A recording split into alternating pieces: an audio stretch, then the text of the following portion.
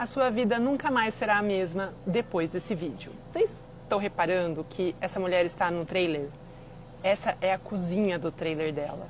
Olha ali, a geladeira, o balcão com o fogão, o micro-ondas e aí tem uma ilha na cozinha dela que tem uma pia e uma máquina de lavar louça. É isso mesmo, é uma máquina de lavar louça do lado da pia dela, numa ilha dentro da cozinha dela, num trailer.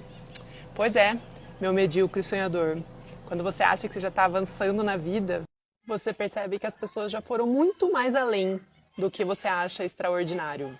Gente, é melhor que uma casa. Eu não tinha uma casa assim, quando eu morava numa casa. Então já manda esse vídeo para aquele amigo seu que acha que viajar de trailer é só perrengue.